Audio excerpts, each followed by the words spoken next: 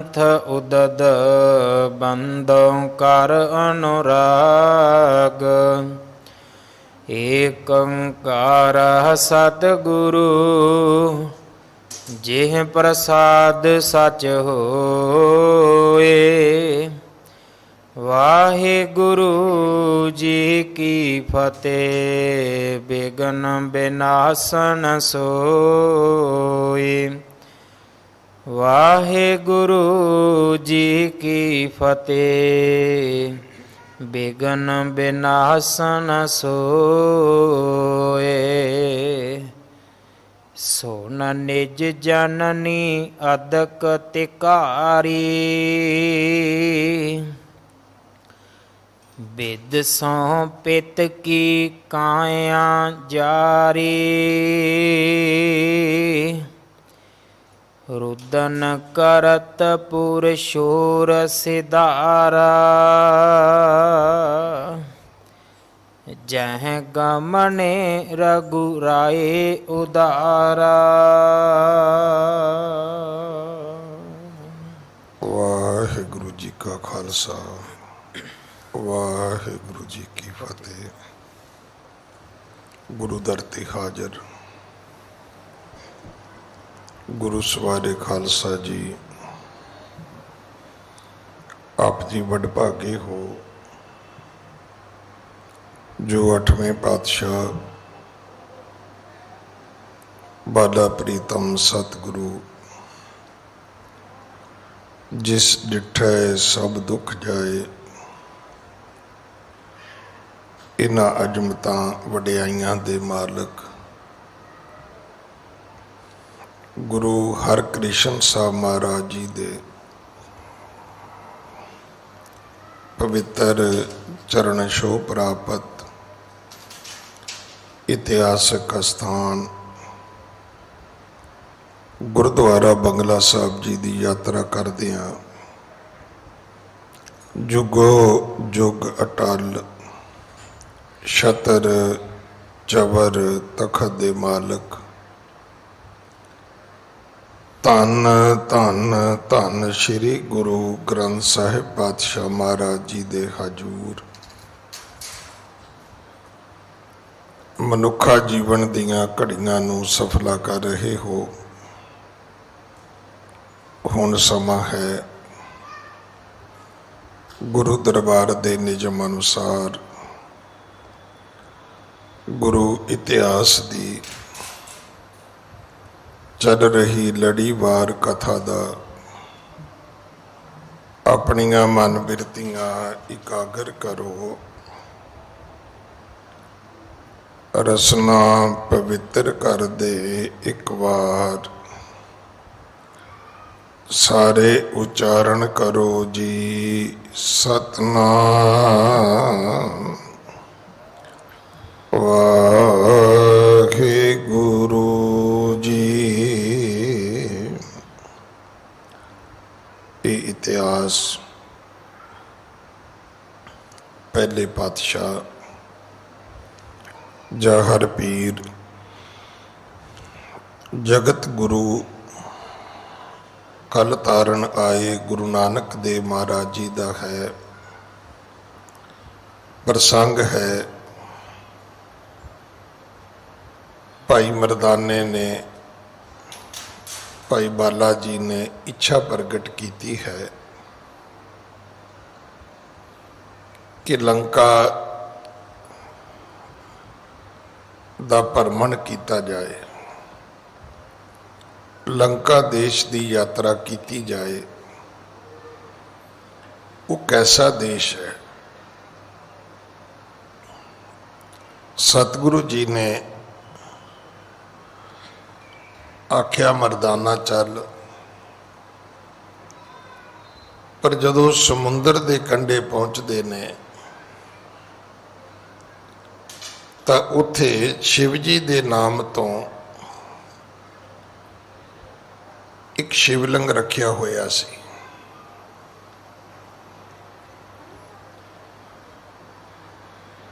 पूछया महाराज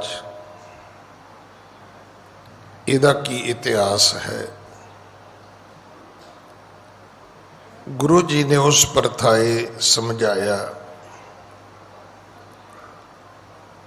फिर पूछया महाराज इत्थे रामचंद्र जी ने पुल किवें बनाया? वो भी कथा आपां ने सुनी है। फिर कहन लगे जी आपां लंका जाना है, पर महाराज श्री रामचंद्र जी की कथा तो सुनाओ। सतगुरु की बाणी दे विच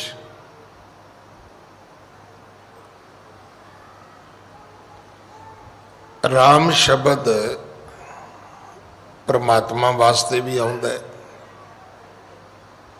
और श्री रामचंद्र जी वास्ते भी आउंदा है।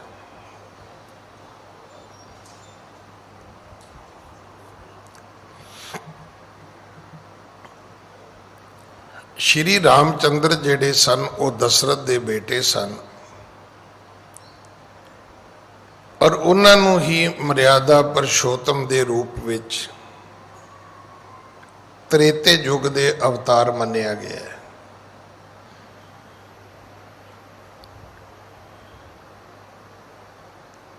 हुण जिवें सतगुरु की बाणी विच आउंदा है,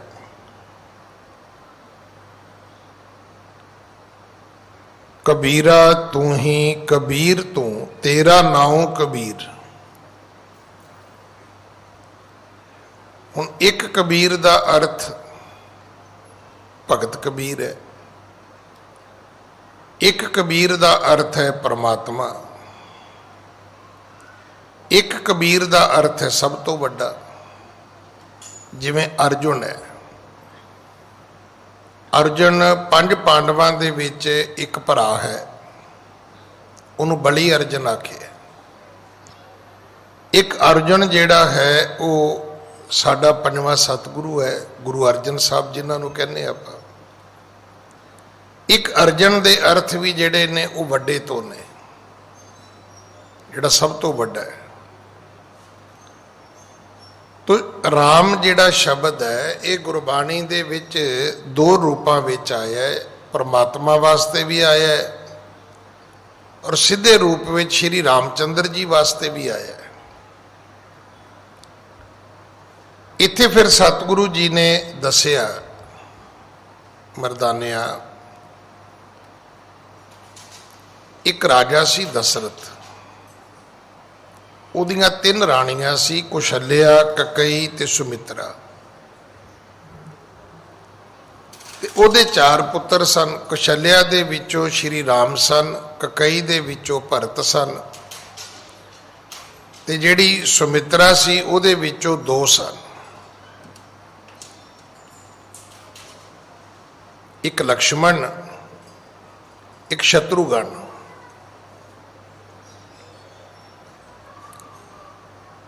श्री रामचंद्र जी ने धनुष तोड़ के स्वंबर दे राही सीता जी नूं वरिया सी, विआह के लिआंदा सी। जदों राजा दशरथ बजुर्ग होण आया तो उन्हें यतन किया भी मैं अपने ज्येष्ठ पुत्र नूं श्री राम नूं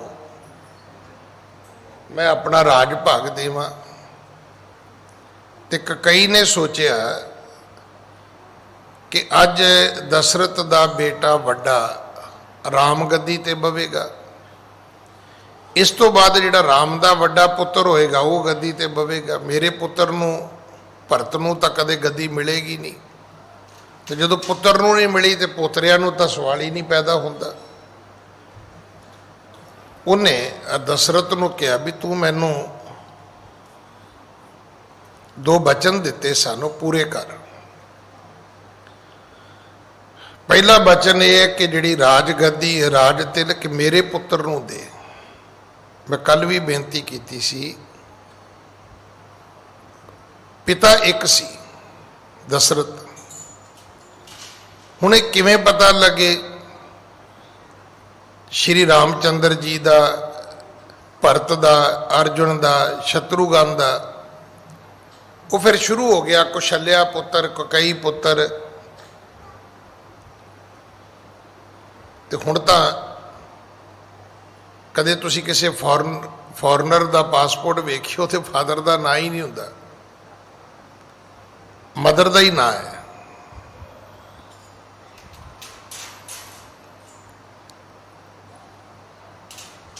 ਸਤਿਗੁਰੂ ਜੀ ਨੇ ਦੱਸਿਆ ਕਿ ਇੱਥੇ ਰਾਜੇ ਦਸ਼ਰਥ ਨੂੰ ਆਪਣਾ ਬਚਨ ਨਿਭਾਉਣਾ ਪਿਆ।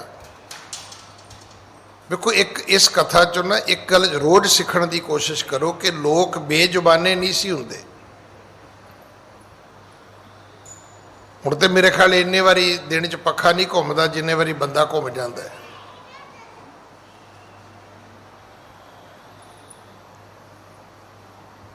ਸ਼ਾਇਦ ਇਸੇ ਕਰਕੇ ਬੰਦੇ ਦੇ ਝੂਠ ਕਰਕੇ ਹਰ ਚੀਜ਼ ਵਿੱਚ ਰਿਕਾਰਡਿੰਗ ਆ ਗਈ ਹੈ। ਥਾਂ ਥਾਂ ਤੇ ਸੀਸੀ ਕੈਮਰੇ ਆ ਗਏ ਨੇ, ਕਿਉਂਕਿ ਬੰਦਾ ਮੁੱਕਰ ਜਾਂਦਾ ਹੈ। ਉਹ ਜਿਵੇਂ ਜਿਵੇਂ ਬੰਦਾ ਬੇਈਮਾਨ ਹੁੰਦਾ ਜਾਂਦਾ ਹੈ ਉਵੇਂ ਉਵੇਂ ਸਾਇੰਸ ਜਿਹੜੀ ਉਹਨੂੰ ਫੇਰ ਘੇਰੀ ਤੁਰੀ ਆਉਂਦੀ ਹੈ।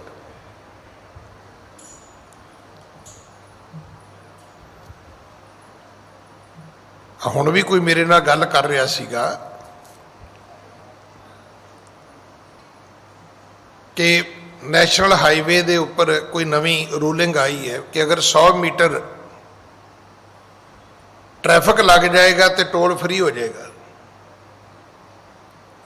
ਹੁਣ ਮੈਂ ਕੈਨੇਡਾ 'ਚ ਇਹ ਕੁਝ ਵੇਖਿਆ ਹੋਇਆ।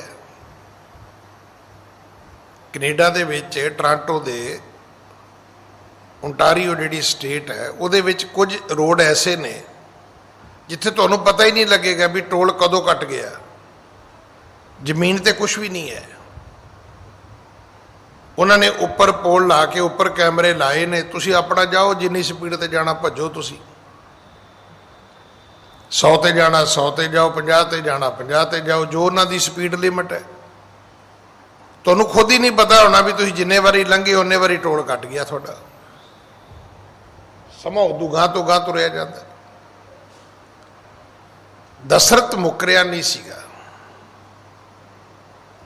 ਕਈ ਨੇ ਕਿਹਾ ਜੀ ਰਾਜ ਮੇਰੇ ਪੁੱਤਰ ਨੂੰ ਦੇ ਦਿਓ, ਪਹਿਲਾ ਬਚਨ ਮੇਰਾ ਇਹ ਪੂਰਾ ਕਰੋ, ਤੇ ਦੂਜਾ ਵੀ ਜਦੋਂ ਤੱਕ ਮੇਰੇ ਪੁੱਤਰ ਦਾ ਰਾਜ ਭਾਗ ਤੇ ਪ੍ਰਬੰਧ ਕੰਟਰੋਲ ਨਹੀਂ ਹੁੰਦਾ ਉਦੋਂ ਤੱਕ 14 ਸਾਲ ਜਿਹੜਾ ਰਾਮ ਹੈ ਉਹਨੂੰ ਬਨਵਾਸ ਦੇ ਦਿਓ। ਉਹਨੇ ਉਹ ਵੀ ਦੇਤਾ। ਸ਼੍ਰੀ ਰਾਮਚੰਦਰ ਬਨਵਾਸ ਚਲੇ ਗਏ। ਹੁਣ ਅੱਜ ਵਰਗੀ ਸੀਤਾ ਹੁੰਦੀ ਤਾਂ ਉਹਨੇ ਕਹਿਣਾ ਸੀ ਮੈਂ ਕਿਹਾ ਜੀ ਤੁਸੀਂ ਜਾਓ, ਮੈਂ ਇੱਥੇ ਰਹਿਣੀ ਹੈ। ਉਹਨੇ ਕਿਹਾ ਮੈਂ ਨਹੀਂ ਰਹਿਣਾ। ਕਈ ਵਾਰੀ ਨਾ ਅਸੀਂ ਆਪਣੀ ਪਿੱਠ ਥਪਾਉਣ ਵਿੱਚ ਕੋਈ ਗਰੀਬੀ ਨਹੀਂ ਕਰਦੇ। ਸਾਨੂੰ ਲੱਗਦਾ ਵੀ ਜੋ ਸੰਸਕਾਰ ਅਸੀਂ ਸਾਡੇ ਕੋਲ ਨੇ ਸ਼ਾਇਦ ਦੁਨੀਆ 'ਚ ਕਿਸੇ ਕੋਲ ਨਹੀਂ ਗਏ। ਮੇਰੇ ਵੀ ਦਿਮਾਗ 'ਚ ਇੱਦਾਂ ਹੀ ਸੀਗਾ ਵੀ ਗੋਰੇ ਤਾਂ ਕੋਈ ਬੰਦੇ ਹੀ ਨਹੀਂ ਹੈਗੇ। ਤਾਂ ਮੈਂ ਉਹ ਕਥਾ ਇੱਥੇ ਬੈਠ ਕੇ ਬਹੁਤ ਵਾਰੀ ਸੁਣਾਈ ਹੈ ਕਿ ਜਦੋਂ ਮੈਂ ਨੇੜੇ ਜਾ ਕੇ ਵੇਖਿਆ ਤੇ ਉਹਨਾਂ ਦੀਆਂ ਵੀ ਜਿਹੜੀਆਂ ਪਰੰਪਰਾਵਾਂ ਨੇ ਉਹ ਬੜੀਆਂ ਅਮੀਰ ਨੇ। ਬੜੇ ਬੜੇ ਵੱਡੇ ਘਰਾਣੇ ਨੇ ਉਹਨਾਂ ਵਿੱਚ।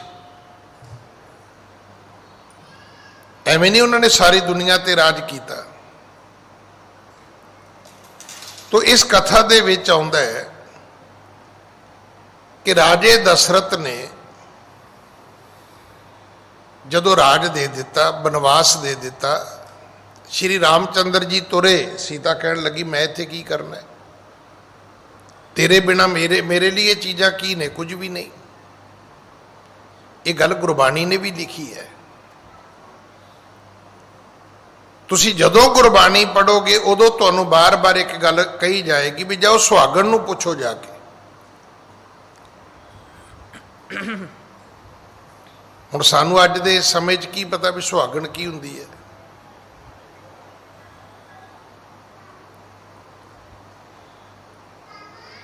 ਨਾ ਸਾਨੂੰ ਸੁਹਾਗਣ ਦਾ ਪਤਾ, ਨਾ ਦੁਹਾਗਣ ਦਾ ਪਤਾ। ਸਤਿਗੁਰੂ ਦੀ ਬਾਣੀ ਦੇ ਜਦੋਂ ਪਾਠ ਦੀਦਾਰ ਕਰੋਗੇ ਤੁਹਾਨੂੰ ਬਹੁਤ ਕੁਝ ਸਿੱਖਣ ਨੂੰ ਮਿਲੇਗਾ। ਸੁਹਾਗਣ ਕਾ ਕਿਆ ਚਿਹਨ ਹੈ। ਇੱਕ ਸੁਹਾਗਣ ਇਸਤਰੀ ਦੀ ਨਿਸ਼ਾਨੀ ਕੀ ਹੈ? ਅੰਦਰ ਸੱਚ। ਪਹਿਲੀ ਉਹਦੇ ਅੰਦਰ ਧੋਖਾ ਨਹੀਂ ਹੈ। ਮੁਖ ਉਜਲਾ, ਸੁਰਖਰੂ ਮੁਖੜੇ ਵਾਲੀ ਹੈ। ਖਸਮੇ ਮਾਹੇ ਸਮਾਏ, ਜਿਹੜੀ ਆਪਣੇ ਪਤੀ ਪਰਮਾਤਮਾ ਵਿੱਚ ਸਮਾਈ ਹੋਈ ਹੈ। ਆਪਾਂ ਤੇ ਗ੍ਰਸਤ ਦੀ ਮਹਾਨਤਾ ਨੂੰ ਸਮਝਿਆ ਹੀ ਨਹੀਂ। ਹੁਣ ਤੇ ਇੱਕ ਸ਼ੁਗਲ ਹੈ, ਗੁਰਦੁਆਰੇ ਲਾਵਾਂ ਲੈਣੀਆਂ, ਮੈਨੂੰ ਖਿਮਾ ਕਰ ਦੇਣਾ, ਅਮੀਰ ਗਰੀਬ ਅਮੀਰ ਸਾਡੇ ਸਭ ਲੋਕਾਂ ਦਾ ਇੱਕ ਸ਼ੁਗਲ ਬਣ ਗਿਆ ਹੈ, ਕਿਉਂਕਿ 6 ਮਹੀਨਿਆਂ ਬਾਅਦ ਅਸੀਂ ਡਾਈਵੋਰਸ ਵੀ ਲੈਣਾ ਹੈ। 6 ਮਹੀਨਿਆਂ ਬਾਅਦ ਅਸੀਂ ਥਾਣੇ ਜਾ ਕੇ ਇੱਕ ਦੂਜੇ ਦੇ ਅਗੇਂਸਟ ਐਪਲੀਕੇਸ਼ਨਾਂ ਵੀ ਲਾਉਣੀਆਂ ਨੇ। ਨਹੀਂ ਤੇ ਮੈਂ ਆਪ ਜੀ ਨੂੰ ਬੇਨਤੀ ਕਰਾਂ, ਸਿੱਧੀਆਂ ਲਾਵਾਂ ਦਾ ਪਾਠ ਹੈ, ਪੁੱਠੀਆਂ ਲਾਵਾਂ ਦਾ ਪਾਠ ਨਹੀਂ ਹੈ। ਕੋਰਟ ਮੈਰਿਜ ਦਾ ਡਾਈਵੋਰਸ ਹੋ ਸਕਦਾ ਹੈ, ਆਨੰਦ ਕਾਰਜ ਦਾ ਡਾਈਵੋਰਸ ਨਹੀਂ ਹੋ ਸਕਦਾ, ਹੈ ਹੀ ਨਹੀਂ। ਜਦੋਂ ਸਾਡੀ ਸੰਸਕ੍ਰਿਤੀ ਅਮੀਰ ਸੀ ਤੇ ਉਦੋਂ ਧੀ ਨੂੰ ਕਿਹਾ ਜਾਂਦਾ ਸੀ, ਧੀਏ ਡੋਲੀ ਵਿੱਚ ਬਹਿ ਕੇ ਚੱਲੀ ਹੈ ਸਹੁਰੇ ਘਰ, ਤੇ ਜੇ ਉੱਥੋਂ ਨਿਕਲਣਾ ਹੋਵੇ ਤੇ ਅਰਥੀ ਤੇ ਲੰਮੀ ਪੈ ਕੇ ਨਿਕਲੀ। ਇਹ ਨਾ ਵੀ ਕਿ ਬੱਸ ਚੜ੍ਹ ਕੇ ਨਿਕਲ ਜਾਏ, ਟ੍ਰੇਨ ਤੇ ਬਹਿ ਕੇ ਨਿਕਲ ਜਾਏ, ਸਕੂਟਰ ਫੜ ਕੇ ਨਿਕਲ ਜਾਏ, ਨਾ, ਅਰਥੀ ਤੇ ਨਿਕਲੀ। ਫਿਰ ਐਡਾ ਅਮੀਰ ਕਲਚਰ ਸੀ ਸਾਡਾ। ਉਹ ਕਿੱਧਰ ਗਿਆ? ਸਾਰਾ ਕੁਝ ਖਤਮ ਹੋ ਗਿਆ। ਸੀਤਾ ਕਹਿਣ ਲੱਗੀ ਜੀ ਮੈਂ ਤੇ ਨਾਲ ਜਾਣਾ। ਲਕਸ਼ਮਣ ਕਹਿਣ ਲੱਗਾ ਵੀ ਮੈਂ ਤੁਹਾਡੇ ਬਿਨਾਂ ਇੱਥੇ ਕੀ ਕਰਨਾ, ਜਦੋਂ ਵੱਡਾ ਭਰਾ ਹੀ ਇੱਥੇ ਨਹੀਂ ਹੈਗਾ। ਤੇ ਅੱਜ ਦੇ ਯੁੱਗ 'ਚ ਛੋਟੇ ਨੂੰ objection ਹੀ ਇਹ ਹੈ ਵੀ ਇਹ ਪਹਿਲਾਂ ਕਿਉਂ ਜੰਮਿਆ ਤੇ ਮੈਂ ਮਗਰੋਂ ਕਿਉਂ ਪੈਦਾ ਹੋਇਆ। ਉਹ ਛੋਟਾ ਸਾਰੀ ਉਮਰ ਇਹ ਦੱਸਣ ਦੀ ਤੁਰਿਆ ਰਹਿੰਦਾ ਫਿਰ ਲੇਟੈਸਟ ਮਾਡਲ ਤੇ ਮੈਂ ਹੀ ਹਾਂ ਘਰ 'ਚ, ਤੂੰ ਤੇ ਪੁਰਾਣਾ ਹੈ। ਇਹੀ ਕਾਰਨ ਕਿ ਅੱਜ ਕਿਤੇ ਵੀ ਸਤਿਯੁਗ ਤੁਹਾਨੂੰ ਨਜ਼ਰ ਨਹੀਂ ਆਏਗਾ। ਲਕਸ਼ਮਣ ਕਹਿਣ ਲੱਗਾ ਜੀ ਮੈਂ ਵੀ ਨਾਲ ਜਾਣਾ ਹੈ। ਉਹ ਵੀ ਚਲਾ ਗਿਆ। ਸੀਤਾ ਜੀ ਚਲੇ ਗਏ, ਲਕਸ਼ਮਣ ਚਲਾ ਗਿਆ, ਸ਼੍ਰੀ ਰਾਮਚੰਦਰ ਚਲੇ ਗਏ।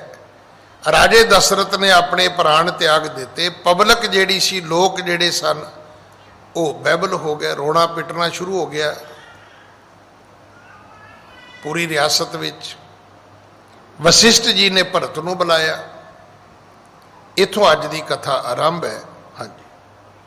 ਰੇਖ ਵਸਿਸ਼ਠ ਦੇਖਿਓ ਅਸਹਾਲਾ, ਭਰਤ ਬੁਲਾਏ ਪਠੇ ਤਤਕਾਲਾ। ਜਿਹੜੇ ਵਸਿਸ਼ਠ ਰਿਖੀ ਸਨ ਉਹ ਗਏ, ਕਿਉਂਕਿ ਭਰਤ ਘਰ ਨਹੀਂ ਸੀ ਹੁੰਦਾ। ਉਹਨੂੰ ਬੁਲਾਇਆ ਵੀ ਛੇਤੀ ਆ, ਪਿਤਾ ਤੇਰਾ ਮਰ ਚੁੱਕਾ ਹੈ, ਬਾਕੀ ਪਰਿਵਾਰ ਦੇ ਜੀ ਬਨਵਾਸ ਤੇ ਚਲੇ ਗਏ ਨੇ, ਤੇ ਰਾਜ ਭਾਗ ਜਿਹੜਾ ਹੈ ਉਹਦੇ ਵਿੱਚ ਅਫਰਾ ਤਫਰੀ ਦਾ ਆਲਮ ਹੈ। ਲੋਕ ਬਹਿਬਲ ਨੇ। ਵੇਖੋ ਇੱਕ ਕਹਿ ਦਿੰਦੇ ਨੇ ਅੱਜ ਜਿਹੜਾ ਸਮਾਂ ਹੈ ਨਾ ਡੈਮੋਕ੍ਰੇਟਿਕ ਸਿਸਟਮ 'ਚ, ਅਸੀਂ ਜੀ ਰਾਮ ਰਾਜ ਪੈਦਾ ਕਰਨਾ ਹੈ। ਰਾਮ ਰਾਜ ਉਦੋਂ ਹੁੰਦਾ ਸੀ ਜਦੋਂ ਦਸ਼ਰਥ ਮਰਿਆ ਤੇ ਸ਼੍ਰੀ ਰਾਮਚੰਦਰ ਬਨਵਾਸ ਗਏ ਤੇ ਦੁਨੀਆ ਰੋਈ। ਤੇ ਅੱਜ ਤੁਸੀਂ ਫੇਸਬੁੱਕ ਖੋਲ ਲਓ, YouTube ਖੋਲ ਲਓ, ਕੋਈ ਅਖਬਾਰ ਖੋਲ ਲਓ, ਕੋਈ TV ਖੋਲ ਲਓ, ਉਹ ਕਹਿੰਦੇ ਇਹ ਮਰਨਗੇ ਕਦੋਂ। ਅੱਜ ਦੇ ਹਾਕਮਾਂ ਨੂੰ ਉਹ ਅਗਲੇ ਕਹਿੰਦੇ ਨੇ ਵੀ ਇਹ ਕਦੋਂ ਮਰਨਗੇ, ਇਹ ਕਦੋਂ ਸਾਡਾ ਖਹਿੜਾ ਛੱਡਣਗੇ। ਇਹਦਾ ਰਾਮ ਰਾਜ ਨਹੀਂ ਹੁੰਦਾ। ਰਾਮ ਰਾਜ ਜਿਹੜਾ ਉਹ ਦਿਲਾਂ ਤੇ ਹੁੰਦਾ, ਸਿਰਾਂ ਤੇ ਨਹੀਂ ਹੁੰਦਾ। ਸਿਰਾਂ ਤੇ ਜ਼ੁਲਮੀ ਰਾਜੇ ਰਾਜ ਕਰਦੇ ਹੁੰਦੇ ਨੇ। ਸਿਰ ਤੇ ਰਾਜ ਕਰਨ ਲਈ ਤਲਵਾਰ ਚਾਹੀਦੀ ਹੈ, ਦਿਲ ਤੇ ਰਾਜ ਕਰਨ ਲਈ ਪਿਆਰ ਚਾਹੀਦਾ ਹੈ। ਭਰਤ ਵਾਪਸ ਆਇਆ। ਆ ਕੇ ਉਹਨੇ ਆਪਣੇ ਪਿਤਾ ਦੇ ਇਸ ਦੇਸ਼ ਦੀ ਜਦੋਂ ਦਸ਼ਾ ਵੇਖੀ ਹੈ, ਹਾਲਾਤ ਵੇਖੇ ਨੇ। ਹਾਂਜੀ। ਆਨ ਦੀਖ ਜਬ ਸਰਬ ਕੁਚਾਲੀ, ਵਿਆਪੀ ਔਰ ਮਹਿ ਪੀਰ ਵਿਸਾਲੀ। ਕੁਚਾਲ ਹੋ ਗਈ ਇੱਕ ਉਹਦੀ ਮਾਂ ਕਰਕੇ। ਭਰਤ ਨੂੰ ਸਮਝ ਆ ਗਈ ਵੀ ਤੇਰੀ ਮਾਂ ਕਈ ਕਰਕੇ ਇਹ ਸਭ ਕੁਝ ਖਤਮ ਹੋ ਗਿਆ। ਨਾ ਉਹ ਜਿੱਦ ਕਰਦੀ, ਨਾ ਦਸ਼ਰਥ ਪ੍ਰਾਣ ਤਿਆਗਦਾ, ਨਾ ਸ਼੍ਰੀ ਰਾਮਚੰਦਰ ਬਨਵਾਸ ਜਾਂਦੇ, ਨਾ ਜਿਹੜੀ ਜਨਤਾ ਸੀ ਲੁਕਾਈ ਸੀ ਉਹ ਬਾਈਬਲ ਹੁੰਦੀ। ਹਾਂਜੀ। ਸੋਨ ਨਿਜ ਜਨਨੀ ਅਦਕ ਤਿਕਾਰੀ, ਬਿਦ ਸੋਹ ਪਿਤ ਕੀ ਕਾਇਆ ਜਾਰੀ। ਉਹਨੇ ਫਿਰ ਆ ਕੇ ਪਹਿਲਾਂ ਤੇ ਆਪਣੀ ਮਾਂ ਨੂੰ ਫਟਕਾਰਿਆ। ਜ਼ਰੂਰ ਕਿਹਾ ਹੋਏਗਾ ਵੀ ਲੱਖ ਲਾਹਨਤ ਇਹੋ ਜੀ ਤੇਰੀ ਇਸਤਰੀ ਹੋਣ ਦੇ ਔਰ ਮੇਰੀ ਮਾਂ ਹੋਣ ਦੇ, ਵੀ ਤੈਨੂੰ ਜਨਨੀ ਹੋਣ ਦਾ ਹੱਕ ਕਿਹਨੇ ਦੇ ਦਿੱਤਾ ਹੈ।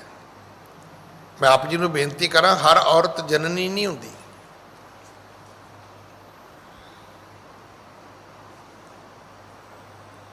ਵੇਖੋ, ਔਰਤ ਦੇ 4 ਰੂਪ ਨੇ।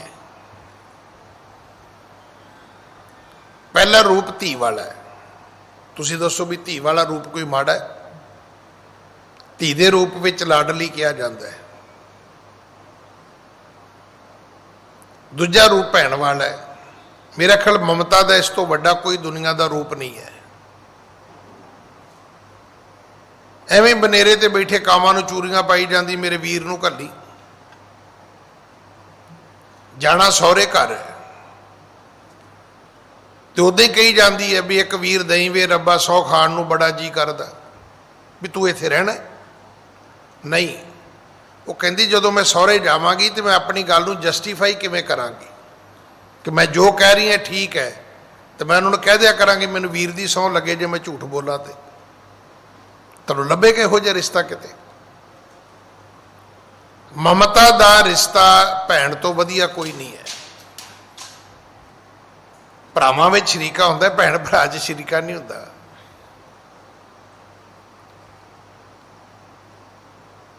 ਫਿਰ ਪਤਨੀ ਵਾਲਾ ਰਿਸ਼ਤਾ। ਹੁਣ ਸੀਤਾ ਦਾ ਜਿਹੜਾ ਰੂਪ ਹੈ ਇਹ ਪਤਨੀ ਵਾਲਾ ਹੀ ਹੈ।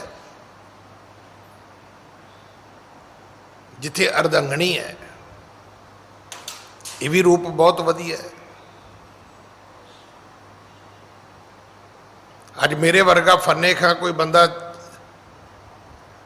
ਆਪਣੇ ਆਪ ਨੂੰ ਸਮਝਦਾ ਹੋਵੇ ਕਿ ਮੈਂ ਤੇ ਬਹੁਤ ਆ ਜੀ, ਤੇ 4 ਬੰਦਿਆਂ 'ਚ ਵੱਡੀ ਗੱਲ ਕਰਦਾ ਹੋਵੇ ਤੇ ਹੌਲੀ ਜੀ ਇੱਕ ਭੋਲਾ ਜਿਹਾ ਲਾਗੋ ਕਹਿੰਦਾ ਹੁੰਦਾ ਹੈ, ਉਹ ਭਰਾਵਾ ਜਾ ਪਹਿਲਾਂ ਹੋਮ ਮਿਨਿਸਟਰ ਨੂੰ ਪੁੱਛ ਲਾ, ਪੂਰਾ ਵੀ ਉੱਥੇ ਜਾ ਕੇ ਮੁੜ ਕੇ ਤੇਰੀ ਆਵਾਜ਼ ਵੀ ਨਾ ਨਿਕਲੇ। ਪਰ ਸਭ ਤੋਂ ਪੂਜਣੀਏ ਰੂਪ ਜਿਹੜਾ ਸਿਰਫ ਮਾਂ ਵਾਲਾ ਹੈ, ਨਾ ਪਤਨੀ ਵਾਲਾ ਹੈ। ਕੋਈ ਪਤਨੀ ਦੀ ਪੂਜਾ ਨਹੀਂ ਕਰਦਾ, ਕੋਈ ਧੀ ਦੀ ਪੂਜਾ ਨਹੀਂ ਕਰਦਾ, ਕੋਈ ਭੈਣ ਦੀ ਪੂਜਾ ਨਹੀਂ ਕਰਦਾ। ਪੂਜਾ ਮਾਂ ਦੀ ਹੁੰਦੀ ਹੈ। ਮੈਂ ਤਾਂ ਆਪ ਹੈਰਾਨ ਹਾਂ ਵੀ ਮੁਸਲਮਾਨਾਂ 'ਚ ਤੁਸੀਂ ਵੇਖੋ, ਜੇ ਔਰਤ ਨੂੰ ਜਨਾਨੀ ਦੇ ਰੂਪ ਵਿੱਚ ਵੇਖਦੇ ਨੇ ਤੇ ਕਹਿੰਦੇ ਜੀ 4 ਚਾਹੀਦੀਆਂ ਨੇ, 4 ਵਿਆਹ ਕਰਨੇ ਨੇ। ਰੋਟੀ ਭਾਵੇਂ ਖਾਣ ਨੂੰ ਮਿਲੇ ਨਾ ਮਿਲੇ, ਮੁਸਲਮਾਨ ਨੂੰ ਵਿਆਹ 4 ਕਰਨੇ ਨੇ, ਨਿਕਾਹ 4 ਕਰਨੇ ਨੇ। ਹੁਣ ਉਹੀ ਮੁਸਲਮਾਨ ਜਦੋਂ ਪਤਨੀ ਦੇ ਰੂਪ ਵਿੱਚ ਔਰਤ ਨੂੰ ਵੇਖਦਾ ਕਹਿੰਦਾ 4 ਚਾਹੀਦੀਆਂ ਨੇ, ਪਰ ਜਦੋਂ ਮਾਂ ਦੇ ਰੂਪ ਵਿੱਚ ਵੇਖਦਾ ਹੈ ਤਾਂ ਮੇਰਾ ਖਿਆਲ ਹੈ ਵੀ ਜਿੰਨੀਆਂ ਕਵਿਤਾਵਾਂ ਇਸਲਾਮ ਦੇ ਵਿੱਚ ਮਾਂ ਬਾਰੇ ਨੇ, ਜਿੰਨੀ ਚਰਚਾ ਮਾਂ ਬਾਰੇ ਇਸਲਾਮ ਦੇ ਲੋਕ ਕਰਦੇ ਨੇ, ਮਾਂ ਦੇ ਚਰਨਾਂ ਵਿੱਚ ਜੰਨਤ ਹੈ। ਪੁੱਛੋ ਵੀ ਜਦੋਂ ਤੁਹਾਡਾ ਪਿਓ ਵਿਆਹ ਕੇ ਲਿਆਇਆ ਸੀ ਤੇ ਨਰਕੀ ਭੋਗਦੀ ਰਹੀ ਵਿਚਾਰੀ, ਇਹ ਤੇ ਤੁਹਾਡੇ ਜੰਮਣ ਤੋਂ ਬਾਅਦ ਪਤਾ ਲੱਗਾ ਵੀ ਇਹਦੇ ਪੈਰਾਂ 'ਚ ਵੀ ਕੁਝ ਹੈਗਾ।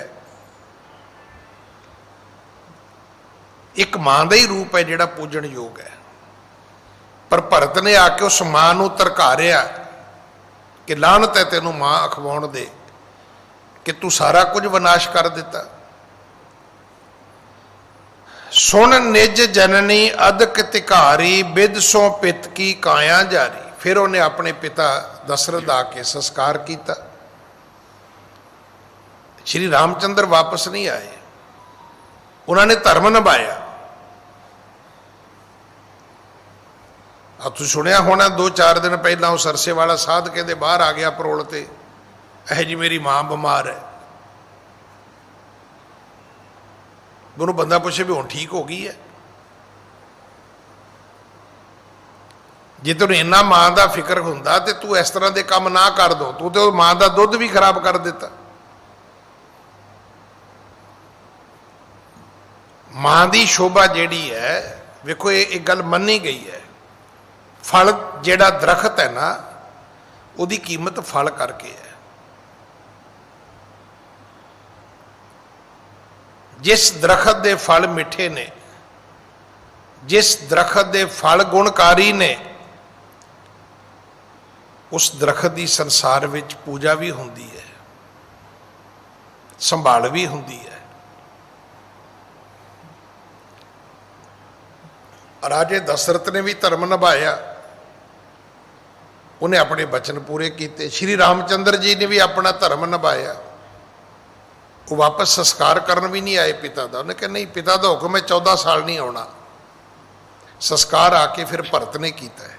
ਹਾਂਜੀ। ਰੁਦਨ ਕਰਤ ਪੁਰ ਸ਼ੋਰ ਸਿਧਾਰਾ, ਜਹ ਗਮਨੇ ਰਘੁਰਾਏ ਉਦਾਰਾ। ਫਿਰ ਉਹਨੇ ਅਯੁੱਧਿਆ ਛੱਡ ਦਿੱਤੀ ਤੇ ਉਹ ਵੀ ਸ਼੍ਰੀ ਰਾਮਚੰਦਰ ਜੀ ਦੇ ਮਗਰ ਬਨਵਾਸ ਵਿੱਚ ਚਲਾ ਗਿਆ, ਜੰਗਲ ਵਿੱਚ, ਬਣ ਵਿੱਚ ਜਾ ਲੱਭਿਆ ਉਹਨੇ ਸ਼੍ਰੀ ਰਾਮਚੰਦਰ ਜੀ ਨੂੰ, ਆਪਣੇ ਵੱਡੇ ਭਰਾਤਾ ਨੂੰ। ਹਾਂਜੀ। ਮਿਲਿਓ ਵਿਪਨ ਮੈਂ ਹੋਏ ਬਿਹਾਲਾ, ਬੰਦੈ ਪਦ ਕੋ ਪ੍ਰੇਮ ਵਿਸਾਲਾ। ਪਰ ਲੱਭਦਿਆਂ ਲੱਭਦਿਆਂ ਭਰਤ ਬੇਹਾਲ ਹੋ ਗਿਆ। ਵਿਪਨ ਕਹਿੰਦੇ ਨੇ ਜੰਗਲ ਨੂੰ। ਇਹਨੇ ਜਾ ਕੇ ਬੜੇ ਪ੍ਰੇਮ ਨਾਲ ਆਪਣੇ ਵੱਡੇ ਭਰਾ ਸ਼੍ਰੀ ਰਾਮਚੰਦਰ ਜੀ ਨੂੰ ਮੱਥਾ ਟੇਕਿਆ। ਛਿਮੋ ਨਾਥ ਅਪਰਾਧ ਹਮਾਰੇ, ਕੈ ਘਰ ਚਲੋ ਕੋ ਲਿਹੋ ਸਿੰਗਾਰੇ। ਛਿਮੋ ਨਾਥ ਅਪਰਾਧ ਹਮਾਰੇ, ਕੈ ਘਰ ਚਲੋ ਕੋ ਲਿਹੋ ਸਿੰਗਾਰੇ। ਭਰਤ ਨੇ ਕਿਹਾ ਨਾਥ ਜੀ ਵਾਪਸ ਚੱਲੋ,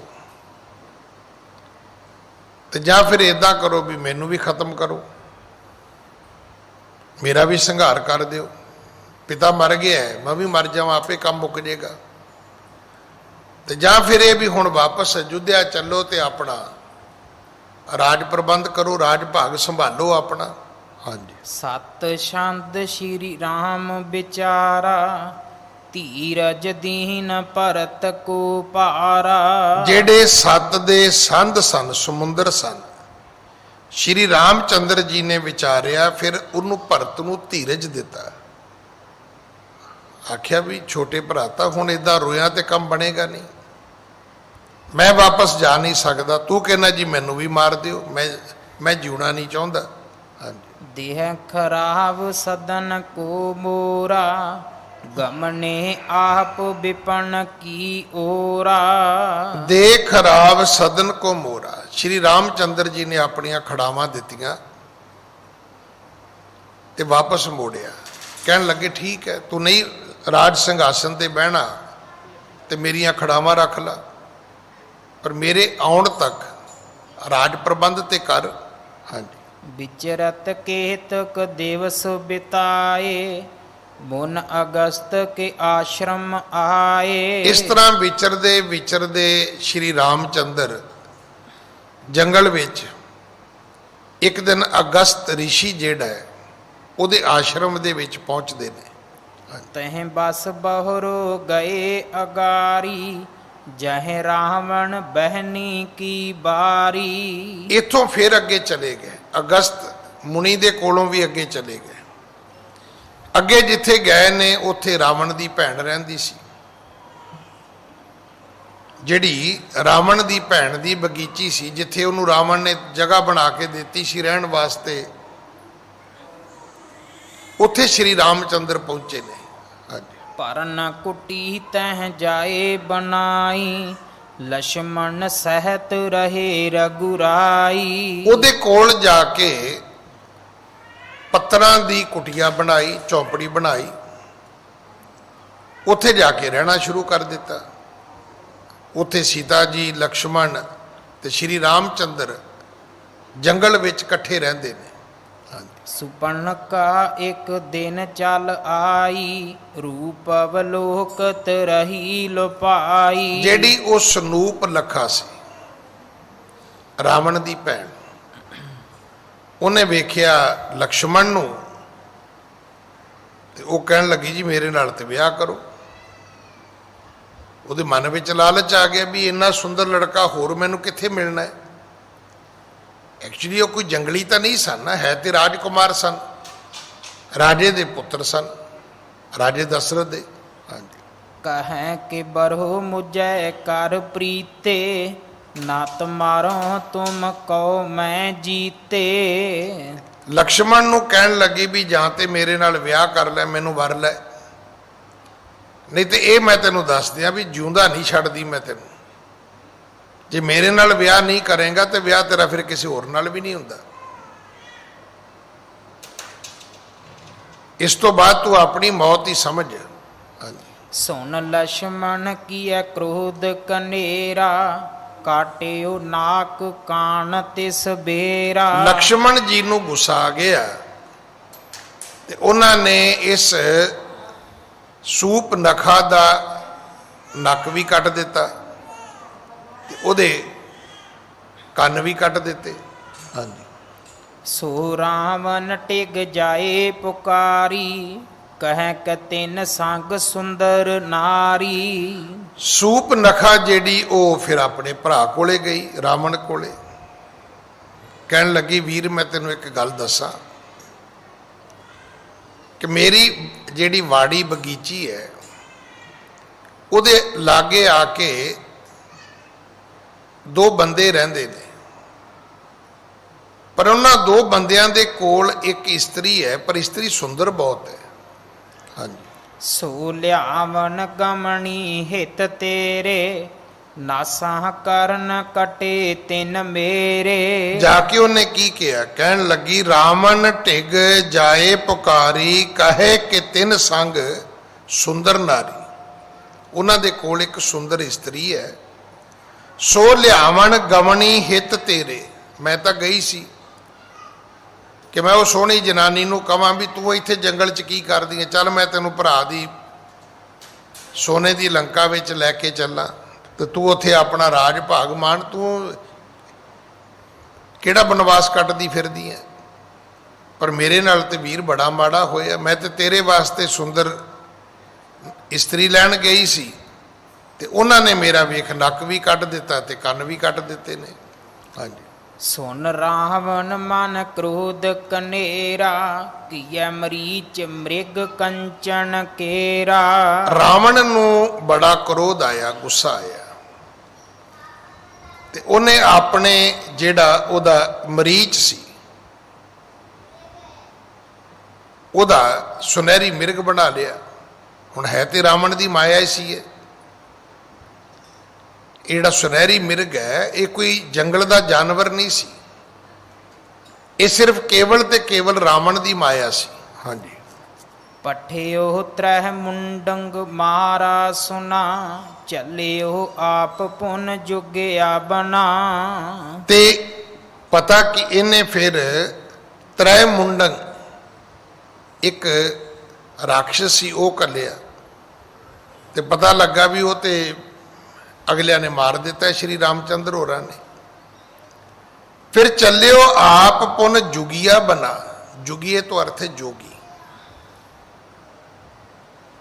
ਜਦੋਂ ਮਰੀਚ ਦੇ ਮਿਰਗ ਬਣਨ ਤੋਂ ਤ੍ਰੈ ਮੁੰਡੰਗ ਦੇ ਯਤਨ ਕਰਨ ਤੋਂ ਵੀ ਉਹ ਚੁੱਕ ਲਿਆਉਣ ਸੀਤਾ ਨੂੰ ਨਹੀਂ ਬਣੀ ਗੱਲ, ਫਿਰ ਰਾਵਣ ਆਪ ਆਇਆ ਜੋਗੀ ਬਣ ਕੇ।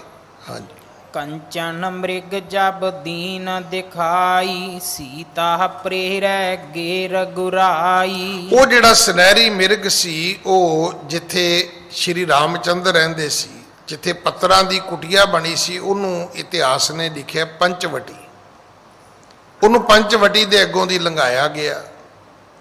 ਹੁਣ ਕੀ ਪਤਾ 10 ਵਾਰੀ ਲੰਘਾਇਆ ਕਿ 100 ਵਾਰੀ ਲੰਘਾਇਆ। ਜਦੋਂ ਉਹ ਸੀਤਾ ਜੀ ਦੀ ਨਜ਼ਰ ਪਈ ਤੇ ਸੀਤਾ ਜੀ ਸ਼੍ਰੀ ਰਾਮਚੰਦਰ ਜੀ ਨੂੰ ਕਹਿਣ ਲੱਗੇ ਵੀ ਮੈਨੂੰ ਆ ਸੁਨਹਿਰੀ ਮਿਰਗ ਚਾਹੀਦਾ, ਵੀ ਮੈਂ ਤੇ ਇਸ ਤਰ੍ਹਾਂ ਦਾ ਕਦੇ ਮਿਰਗ ਜ਼ਿੰਦਗੀ 'ਚ ਸੰਸਾਰ ਦੇ ਵਿੱਚ ਵੇਖਿਆ ਨਹੀਂ ਕਦੇ। ਸ਼੍ਰੀ ਰਾਮਚੰਦਰ ਜੀ ਮਿਰਗ ਨੂੰ ਲੱਭਣ ਚਲੇ ਗਏ। ਹਾਂਜੀ। ਪਾਸ਼ੇ ਲਛਮਣ ਬਹੁਰ ਪਧਾਰਾ, ਰਾਵਣ ਅਵਸਰ ਪਾਏ ਸੁਖਾਰਾ। ਹੁਣ ਜੇ ਸੁਨਹਿਰੀ ਮਿਰਗ ਜਾਨਵਰ ਹੁੰਦਾ ਤੇ ਸ਼੍ਰੀ ਰਾਮਚੰਦਰ ਜੀ ਨੂੰ ਮਿਲ ਜਾਣਾ ਸੀ। ਹੈ ਤੇ ਉਹ ਮਰੀਚ ਨੂੰ ਮ੍ਰਿਗ ਬਣਾਇਆ ਸੀ, ਉਹਨੇ ਫਿਰ ਆਪਣਾ ਤਨ ਬਦਲ ਲਿਆ। ਹੁਣ ਸ਼੍ਰੀ ਰਾਮਚੰਦਰ ਜੀ ਨੂੰ ਕਿੱਥੋਂ ਲੱਭਣਾ ਸੀ? ਮਿਰਗ। ਜਦੋਂ ਬੜਾ ਸਮਾਂ ਉਹ ਨਹੀਂ ਆਏ ਤੇ ਲਕਸ਼ਮਣ ਕਹਿਣ ਲੱਗਾ ਵੀ ਮੈਂ ਜਾ ਕੇ ਪਤਾ ਕਰਾਂ। ਉਹਨੇ ਸੀਤਾ ਜੀ ਨੂੰ ਇਕੱਲੇ ਛੱਡਿਆ ਤੇ ਉਹ ਮਗਰ ਆਪਣੇ ਭਰਾ ਸ਼੍ਰੀ ਰਾਮਚੰਦਰ ਦਾ ਪਤਾ ਲੈਣ ਤੁਰ ਪਿਆ ਵੀ ਲੱਭਣ ਵੀ ਉਹ ਕਿੱਥੇ ਨੇ, ਠੀਕ ਹੋਣ ਸਹੀ। ਅਲਖ ਜਗਾਈ ਤੁੰਦਲ ਜਾਂਚੋ, ਲਖੀ ਸੀਐ ਇਹ ਜੁਗਿਐ ਸਾਚੋ। ਤੇ ਇਧਰ ਜਿਹੜਾ ਰਾਵਣ ਸੀ, ਰਾਵਣ ਅਵਸਰ ਪਾਏ ਸੁਖਾਰਾ।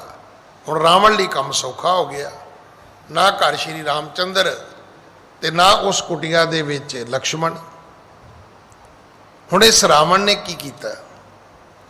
ਰਾਵਣ ਨੇ ਅਲਖ ਜਗਾਈ ਤੰਦਲ ਜਾਚੋਂ। ਇਹਨੇ ਜਾ ਕੇ ਤੇ ਜਿਵੇਂ ਜੋਗੀ ਕਰਦੇ ਨੇ ਅਲਖ,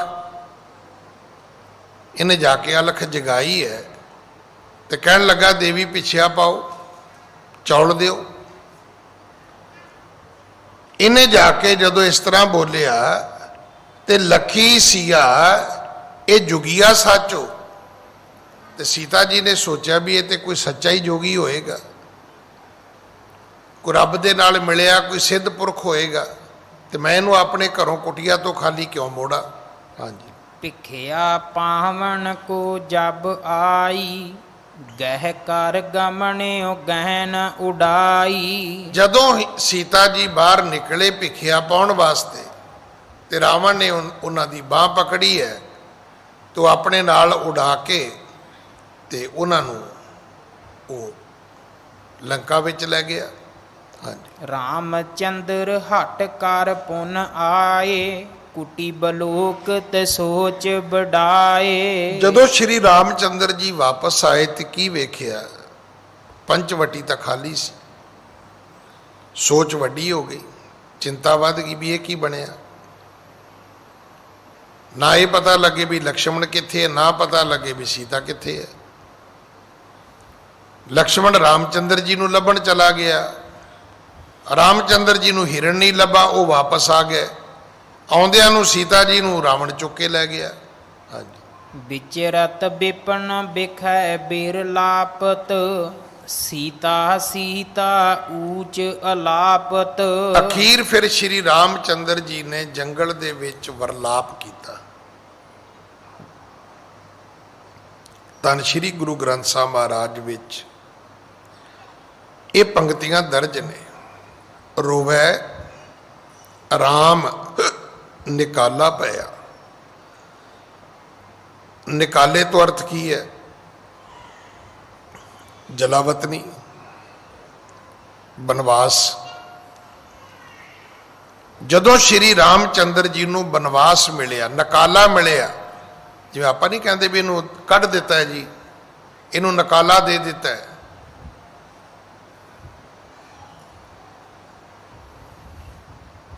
ਇਹ ਬੜੇ ਸ਼ਬਦ ਨੇ। ਪਰਿਵਾਰ ਵਿੱਚੋਂ ਬਾਹਰ ਕੱਢੀਏ ਤੇ ਉਹਨੂੰ ਸਾਡੇ ਜਿਵੇਂ ਧਰਮ ਚੋਂ ਕਿਸੇ ਨੂੰ ਕੱਢੀਏ ਤੇ ਉਹਨੂੰ ਕਹਿੰਦੇ ਨੇ ਛੇਕਣਾ। ਪਰਿਵਾਰ ਚੋਂ ਕੱਢੀਏ ਤੇ ਉਹਨੂੰ ਕਹਿੰਦੇ ਨੇ ਪਾਰਖਤੀ, ਵੀ ਆਪਣੀ ਕੌਮ ਕਬੀਲੇ ਚੋਂ ਬੰਦਾ ਬਾਹਰ ਕੱਢ ਦੇਣਾ। ਕਿਹਦੇ ਨਾਲ ਕੋਈ ਮਾਂ ਪਿਓ, ਚਾਚਾ ਤਾਇਆ, ਮਾਸੀ ਮਾਸੜ, ਭੂਆ ਕੋਈ ਨਹੀਂ ਮਿਲੇਗਾ, ਉਹਨੂੰ ਕਹਿੰਦੇ ਨੇ ਪਾਰਖਤੀ। ਹੁਣ ਦੇਸ਼ ਵਿੱਚੋਂ ਕੱਢਿਆ ਤੇ ਨਕਾਲਾ ਮਿਲਿਆ ਸੀ।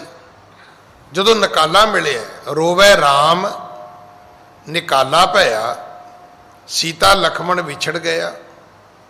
ਜਦੋਂ ਸੀਤਾ ਜੀ ਵਿਛੜ ਗਏ, ਲਕਸ਼ਮਣ ਜੀ ਵਿਛੜ ਗਏ, ਤਾਂ ਸ਼੍ਰੀ ਰਾਮਚੰਦਰ ਜੀ ਨੇ ਰੋ ਰੋ ਕੇ ਜੰਗਲ ਵਿੱਚ ਪੰਛੀਆਂ ਨੂੰ ਵੀ ਪੁੱਛਿਆ, ਈਵਨ ਦਰਖਤਾਂ ਨੂੰ ਵੀ ਪੁੱਛਿਆ, ਜਾਨਵਰਾਂ ਨੂੰ ਵੀ ਪੁੱਛਿਆ ਵੀ ਤੁਸੀਂ ਮੇਰੀ ਸੀਤਾ ਨੂੰ ਵੇਖਿਆ, ਤੁਸੀਂ ਮੇਰੇ ਭਰਾ ਲਕਸ਼ਮਣ ਨੂੰ ਵੇਖਿਆ। ਹਾਂਜੀ।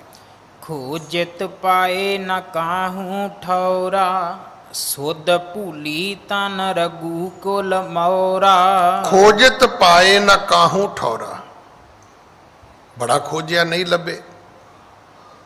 ਸੁਧ ਭੂਲੀ ਧਨ ਰਗੂ ਕੁਲ ਮੋਰਾ। ਸ਼੍ਰੀ ਰਾਮਚੰਦਰ ਜੀ ਨੂੰ ਆਪਣੀ ਸੁਧ ਭੁੱਲ ਗਈ ਕਿ ਜਿਸ ਸਤੀ ਔਰਤ ਨੇ, ਸਵਿਤਰੀ ਔਰਤ ਨੇ ਮੇਰੀ ਖਾਤਰ ਦੁਨੀਆ ਦੇ ਸਾਰੇ ਸੁੱਖ ਛੱਡ ਦਿੱਤੇ। ਨਹੀਂ ਤਾਂ ਇਹ ਵੀ ਕਹਿ ਸਕਦੇ ਸੀ ਕਿ ਚਲੋ ਮੈਂ ਉਹਨਾਂ ਚਿਰ ਆਪਣੇ ਮਾਪਿਓ ਕੋਲ ਰਹਿ ਲੈਣੀ, ਰਾਜੇ ਜਨਕ ਕੋਲੇ ਰਹਿ ਲੈਣੀ ਹੈ, 14 ਸਾਲਾਂ ਦਾ ਕੀ ਹੁੰਦਾ। ਪਰ ਉਹਨਾਂ ਕਿਹਾ ਨਹੀਂ, ਮੈਂ ਤੁਹਾਡੇ ਬਿਨਾ ਨਹੀਂ ਰਹਿਣਾ। ਹੁਣ ਉਹ ਵਿਛੜੇ ਨੇ ਤੇ ਸ਼੍ਰੀ ਰਾਮਚੰਦਰ ਜੀ ਬਾਈਬਲ ਨੇ, ਵਿਆਕਲ ਹੋਏ ਨੇ। ਹਾਂਜੀ, ਬਨ ਮਹਿ ਰਹਿਤ ਕਪਿਸ਼ ਹਨੁਮਾਨਾ, ਕੀ ਨ ਸਥਾਪਨ ਦਵੈ ਦੁਖਵਾਨਾ। ਬਨ ਦੇ ਵਿੱਚ ਜਿਹੜੇ ਕਪਿਸ਼ ਹਨੂਮਾਨ ਰਹਿੰਦੇ ਸੀ,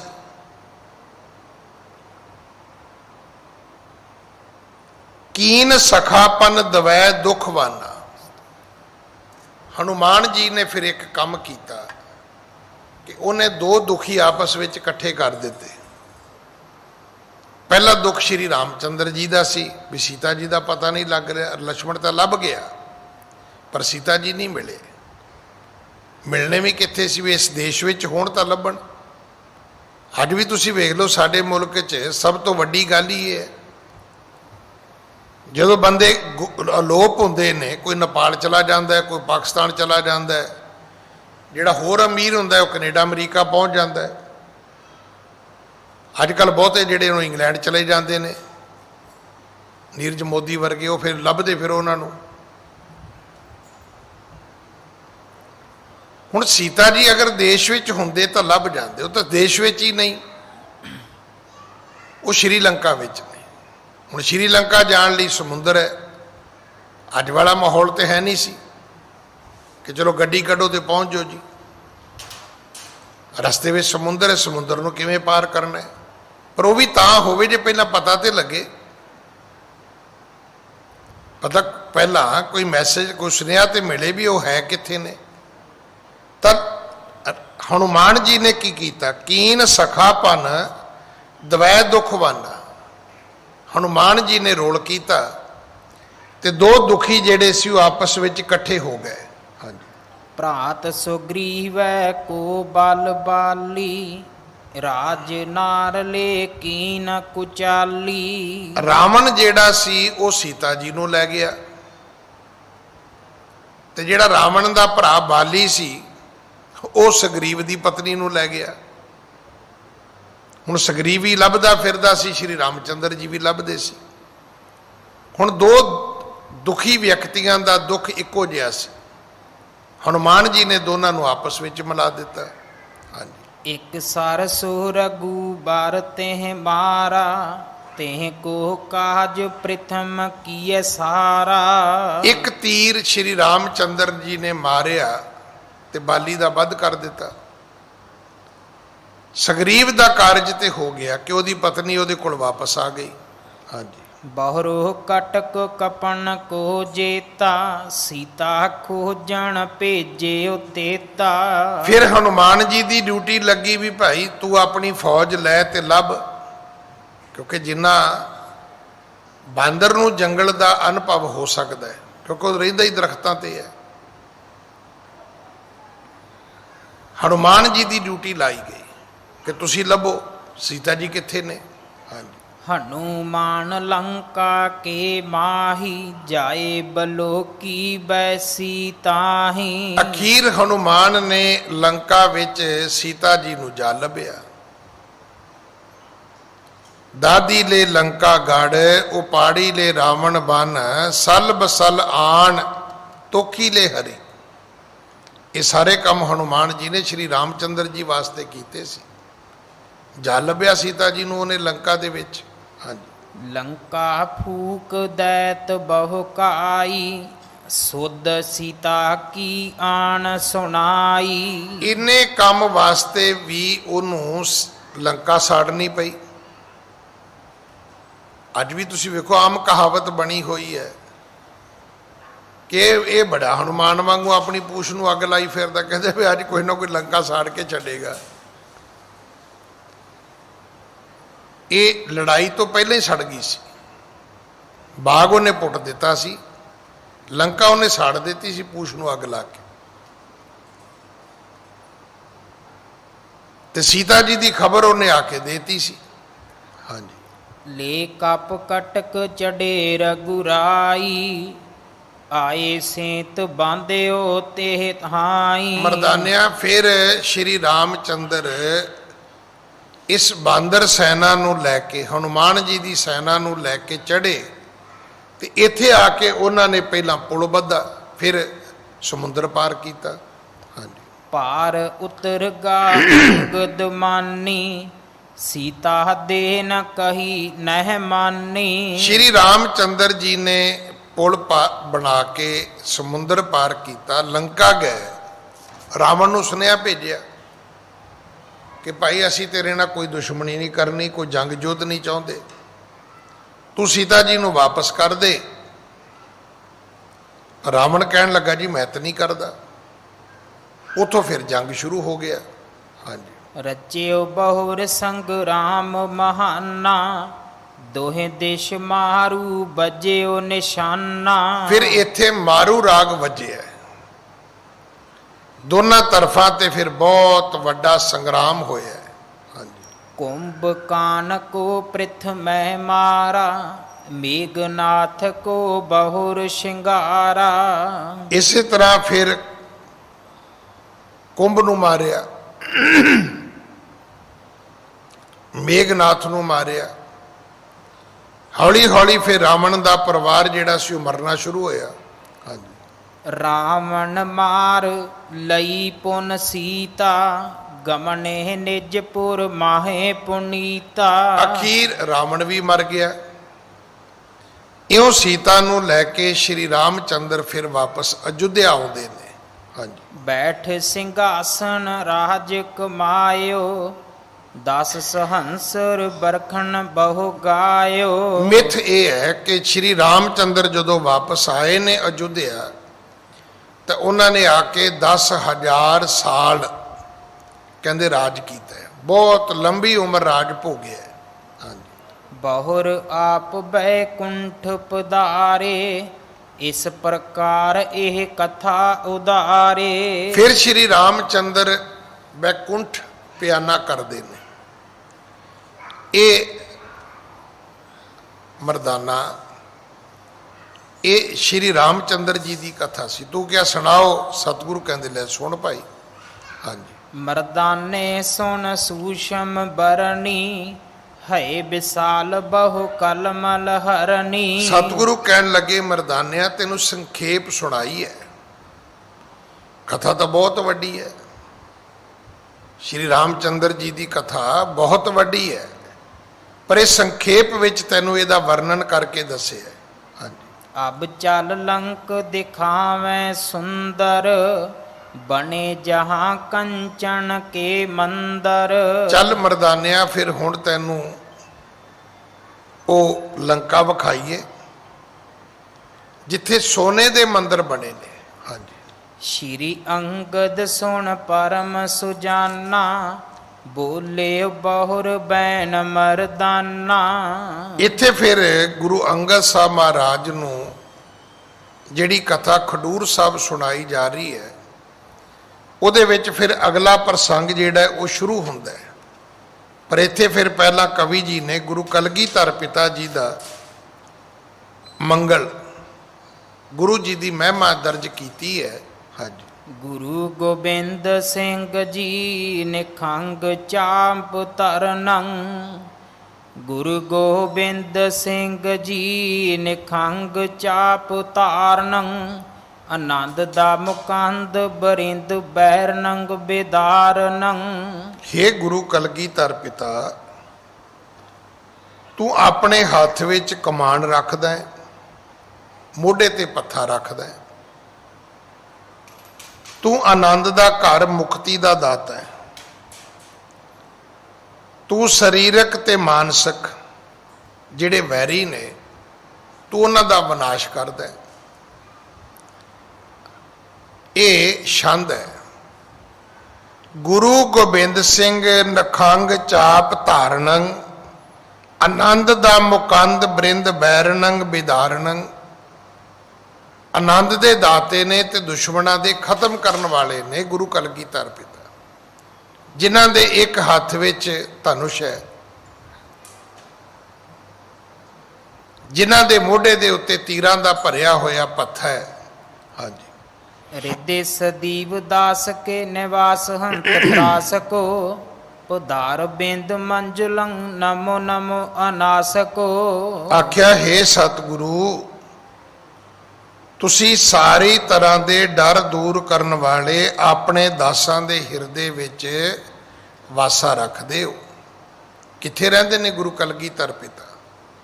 ਸਤਿਗੁਰੂ ਕਹਿੰਦੇ ਖਾਲਸਾ ਮੇਰਾ ਖਾਸ ਰੂਪ ਹੈ ਭਾਈ, ਮੈਂ ਆਪਣੇ ਖਾਲਸੇ ਵਿੱਚ ਰਹਿਣਾ, ਮੇਰੇ ਤੇ ਖਾਲਸੇ ਵਿੱਚ ਕੋਈ ਫਰਕ ਨਹੀਂ ਹੈ। ਇਸ ਕਰਕੇ ਆਪ ਸੁੱਖਾਂ ਦੇ ਦਾਤੇ ਹੋ ਤੇ ਮਨ ਨੂੰ ਪਿਆਰੇ ਜਿਹੜੇ ਚਰਨ ਕਮਲ ਨੇ, ਕਵੀ ਜੀ ਕਹਿੰਦੇ ਮੈਂ ਤੁਹਾਡੇ ਚਰਨਾਂ ਤੇ ਮੱਥਾ ਟੇਕ ਕੇ ਅਗਲੀ ਕਥਾ ਲਿਖਣੀ ਚਾਹੁੰਦਾ। हृदय सदीव दास के निवास हंत त्रास को पदार बिंद मंजलन नमो नमो अनाश को। आख्या सतगुरु एक वारी नहीं, मैं तेरे चरना ते करोड़ा करोड़ा वारी मत्था टेकदा, मैं नमस्कार करदा। हाँ जी।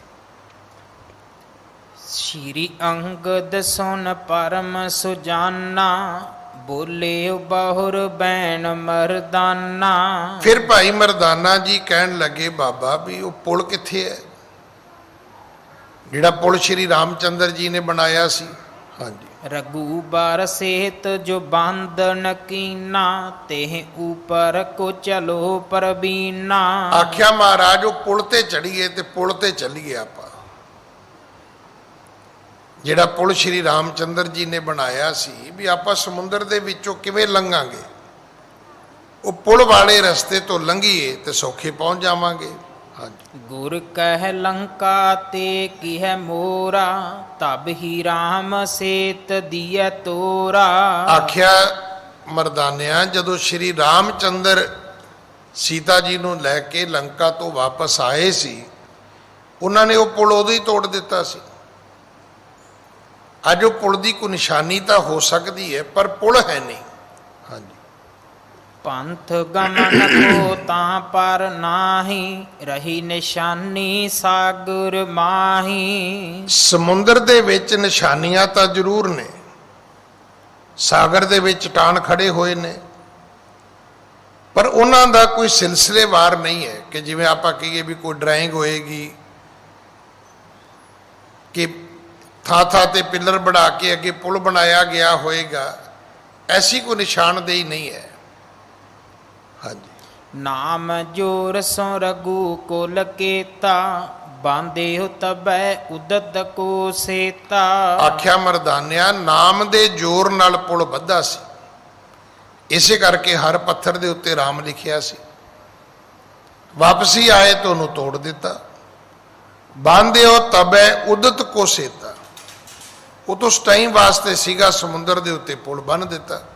ਹਾਂਜੀ। ਅਬ ਹਮ ਲੇ ਕਰ ਨਾਮ ਅਲੰਬੂ ਹਵੈ ਹੈ ਪਾਰ ਸਰਬ ਨਿਦ ਅੰਬੂ। ਪਰ ਮਰਦਾਨਿਆਂ, ਆਪਾਂ ਤੇ ਰੱਬ ਦੇ ਨਾਮ ਦੇ ਆਸਰੇ ਤੋਂ ਇਹ ਸਮੁੰਦਰ ਪਾਰ ਕਰਨਾ ਹੈ। ਆਪਾਂ ਤੇ ਰੱਬ ਦੇ ਨਾਮ ਦਾ ਆਸਰਾ ਲੈ ਕੇ ਉਸ ਲੰਕਾ ਦੇ ਵਿੱਚ ਪ੍ਰਵੇਸ਼ ਕਰਨਾ ਹੈ। ਅਸ ਕਹਿ ਗਮਨ ਕੀਨ ਜਗਨਾਥਾ ਜਲ ਪਰ ਚਲੇ ਜਾਹੇ ਸੁਖ ਰਾਸਾ। ਇਉਂ ਕਹਿ ਕੇ ਸਤਿਗੁਰੂ ਜੀ ਸਮੁੰਦਰ ਤੇ ਚੱਲਣਾ ਸ਼ੁਰੂ ਕੀਤਾ। ਹਾਂਜੀ। ਗਏ ਮਦ ਇੱਕ ਮੀਨ ਨਿਹਾਰਾ ਸਹਸ ਕੋਸ ਕੋ ਜਿਹ ਬਿਸਥਾਰਾ। ਅੱਗੇ ਇੱਕ ਮੱਛੀ ਆਉਂਦੀ ਹੈ ਜਿਹੜੀ ਕਈ ਕੋਸ ਲੰਬੀ ਹੈ। ਹੁਣ ਉਸ ਮੱਛੀ ਦੇ ਉੱਤੇ ਉੱਤੇ ਤੁਰਨਾ ਸ਼ੁਰੂ ਕਰ ਦਿੱਤਾ। ਹਾਂਜੀ। ਤਾਂ ਪਰ ਕਿਤਕ ਬਾਰ ਕੀਆ ਗਵਨੰ ਸਿਰ ਪਰ ਭੇ ਠਾਂਡੇ ਗੁਣ ਪਵਨੰ। ਮੱਛੀ ਤੇ ਤੁਰੇ ਗਏ ਤੁਰੇ ਗਏ ਤੁਰੇ ਗਏ, ਜਦੋਂ ਮੱਛੀ ਦਾ ਮੂੰਹ ਆਇਆ ਉੱਥੇ ਸਤਿਗੁਰੂ ਰੁਕ ਗਏ। ਹੁਣ ਪਿੱਛੋਂ ਤੇ ਭਾਈ ਮਰਦਾਨਾ ਜੀ ਤੁਰੇ ਆਏ, ਪਰ ਜਦੋਂ ਬਿਲਕੁਲ ਮੂੰਹ ਤੇ ਆ ਗਏ ਤੇ ਫਿਰ ਵੇਖਿਆ ਵੀ ਇਹ ਤੇ ਬਹੁਤ ਵੱਡਾ ਮੱਛ ਹੈ। ਹਾਂਜੀ। ਬਦਨ ਬਿਲੋਕ ਡਰਿਓ ਮਰਦਾਨਾ ਅਚਰਜ ਮਾਨਿਓ ਬਚਨ ਬਖਾਨਾ। ਹੁਣ ਭਾਈ ਮਰਦਾਨਾ ਡਰ ਗਿਆ, ਕਹਿਣ ਲੱਗਾ ਬਾਬਾ ਇਹ ਤੇ ਖਾ ਜਾਏਗਾ। ਇਹ ਤੇ ਐਸਾ ਅੰਦਰ ਆਪਣੇ ਸੁੱਟੇਗਾ ਵੀ ਮੁੜ ਕੇ ਕੋਈ ਖੋਜ ਖਬਰ ਵੀ ਨਹੀਂ ਹੋਏਗੀ ਕਦੇ। ਸੋ ਅੱਜ ਸਮਾਂ ਸਮਾਪਤ ਹੈ। ਸਤਿਗੁਰੂ ਕਿਰਪਾ ਕਰਨ ਅਗਲੀ ਕਥਾ ਆਪਾਂ ਕੱਲ ਗੁਰੂ ਕੀ ਗੋਦ ਵਿੱਚ ਬੈਠ ਕੇ ਸੁਣੀਏ। ਭੁੱਲਾਂ ਬਖਸ਼ੋ ਜੀ, ਫਤਿਹ ਬੁਲਾਓ। ਵਾਹਿਗੁਰੂ ਜੀ ਕਾ ਖਾਲਸਾ, ਵਾਹਿਗੁਰੂ ਜੀ ਕੀ ਫਤਿਹ।